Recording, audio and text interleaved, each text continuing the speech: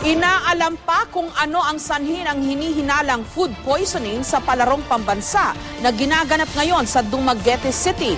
Paalala ng Philippine Medical Association, ngayong tag-init, usong-uso ang pananakit ng tiyan dahil mabilis mapanis ang pagkain. May report si Salima Refran. Makulay ang pagbubukas ng taunang palarong pambansa sa Dumaguete City. Pero sa parada ng mga atleta, hindi kumpleto ang koponan mula sa Region 8. Nitong weekend kasi, halos 160 miyembro ng Region 8 delegation ang sabay-sabay nagreklamo ng pananakit ng tiyan at mayat-mayang pagdudumi.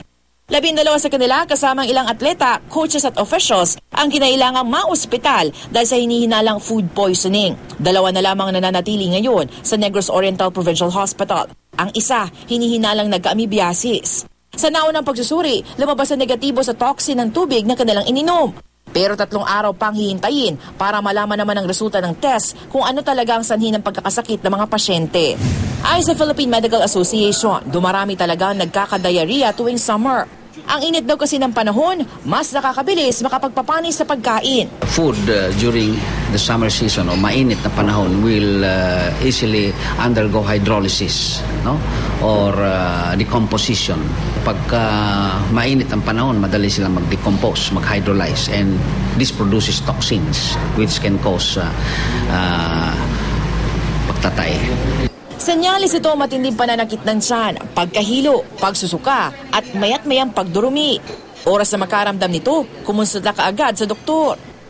At dahil usong-uso ang mga outing ngayong summer, may tips ang isang chef para tiyaking hindi agad masisira ang mga pagkaing inyong babaunin. Tandaan na mabilis mapanis sa mga starchy food tulad ng kanin at noodles, mga protina, mga masarsa, masabaw at may gata.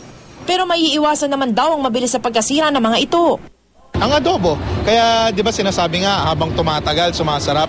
Ang adobo kasi marami suka yan. So acid, yung acid, pinapatay niya talaga yung mga bakterya sa pagkain. Basta pagkain mga maasim, ang mga pagkaing pinirito lang. Kasi ang oil, medyo mas matagal yan bago maluma, bago masira. So mga pinirito, mga medyo tuyong pagkain. Mahalaga rin daw na siguraduhin maayos ang pagkakahanda at pagkaka-repack ng pagkain. Ang pagkain, hindi pwede yan tumatagal ng higit sa 4 na oras sa room temperature. Okay? Kailangan either sobrang lamig niyan, mga 4 degrees, okay? Or past 40 degrees Celsius naman, kailangan mainit. So mamimili ka lang doon, either mainit or malamig.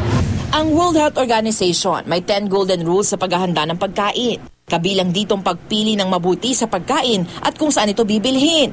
Pagluto ng mabuti sa pagkain, paggamit ng malinis na tubig, at pagtiyak na malinis ang kamay habang inihahanda ang pagkain at kapag kakain na. Salima Refran, GMA News.